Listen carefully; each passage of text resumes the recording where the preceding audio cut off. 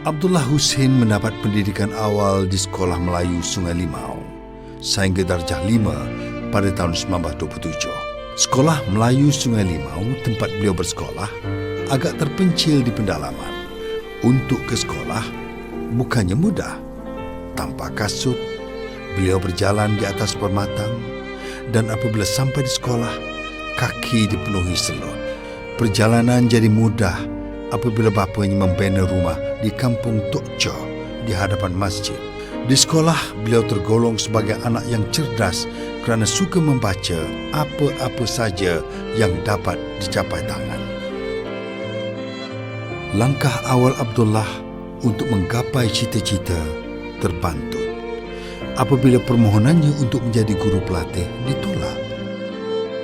Peristiwa ini menguatkan azamnya untuk melanjutkan pelajaran. Beliau menyambung pelajaran di sekolah Inggeris, Sekolah St. Michael Alusta 1932 hingga 1933 dan Anglo-Chinese School Alusta sehingga lulus darjah 7 dalam tahun 1935. Minat membaca beliau cukup luas. Sewaktu di sekolah Melayu, beliau menumpang membaca akhbar-akhbar yang dilanggan oleh guru beliau yang mendapat latihan di Kolej Perguruan Sultan Idris Tanjung Malim atau SITC, akhbar Lidah Benar, Bumi Putra dan Saudara. Ketika ini jugalah beliau dapat meminjam Hikayat Faridah Hanum karya Syed Sheikh Al-Hadi yang sangat-sangat digemarinya. Beliau membacanya sehingga lupa makan dan minum. Abdullah Hussein memiliki bakat yang besar dalam bidang penulisan. Pada peringkat permulaan, saya tidak tahu tentang bakat. Kalau hal ini mahu dikatakan sebagai bakat dalam penulisan, sehinggalah saya mencuba menulis sebuah kisah lucu dalam majalah Tanah Melayu yang diterbitkan di Singapura. Saya gunakan nama adik saya, Abdul Rahman. Memang betul, menurut beliau, beliau menggunakan nama pena dengan menggunakan nama adiknya, ya, Abdul Rahman, ya. Dan apabila tersiar katanya dia seronok. Dia baru menyadari bahawa dia ada bakat. Beliau gemar membaca akhbar di kedai MN Abdul Majid yang terletak di simpang Jalan Langgar. Beliau ke kedai itu tiap-tiap pagi atau petang. Sambil berdiri, beliau akan membelik-belik akhbar dan juga buku cerita yang tergantung di kaki lima kedai itu. Beliau terpikat dengan cerita bersiri Anak Dara Kampung oleh Adnan Al-Fikri yang disiarkan dalam Akhbar Sahabat.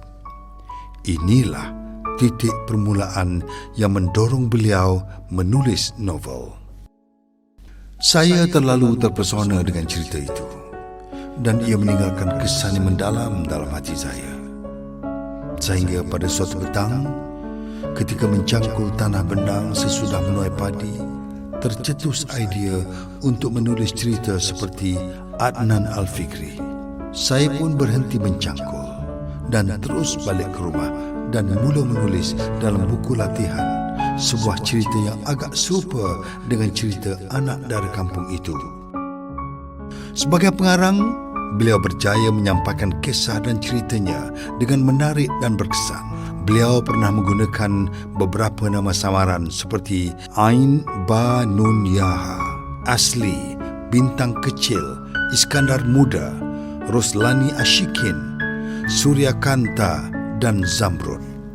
Abdullah Hussein mempunyai pengalaman bekerja yang luas dan menarik. Beliau pernah memegang pelbagai jawatan sejak tahun 1939, antaranya dengan Akhbar Saudara di Pulau Pinang, sebagai Inspektor Polis dan Wadena di Aceh dalam zaman pemerintahan Jepun, menjadi wartawan bebas serta editor majalah hiburan serta filem yang memerlukan beliau bergaul akrab dengan para seniman dan seniwati di studio Jalan Ampas, Singapura.